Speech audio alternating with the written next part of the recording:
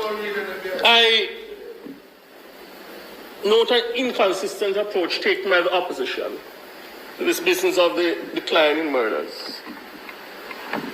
A few days ago, and today I heard the opposition spokesman on security purporting to congratulate the security forces.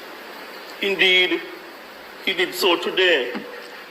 This is the same opposition spokesman in January of 2025, January 5, 2025, in an article entitled Restoring Order, Building Peace, where he said, concerns persist about the accuracy of the JCF statistics, particularly allegations of suppressed murder totals.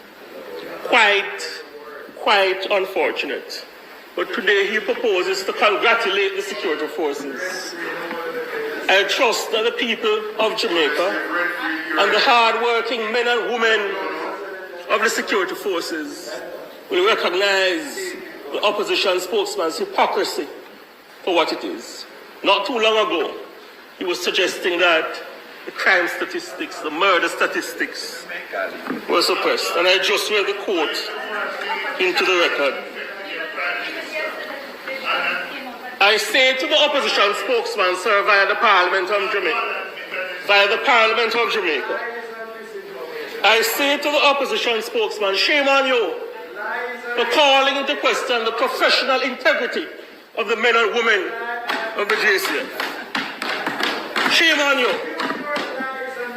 Quite frankly, sir, I was disappointed that the opposition spokesman did not use his contribution to the Senate today to apologize to the hard-working men and women of the JCF and the JDF, whose hard work he ostensibly dissed for political mileage.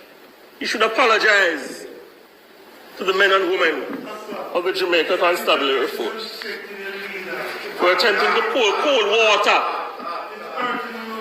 on the gains made in the fight against crime.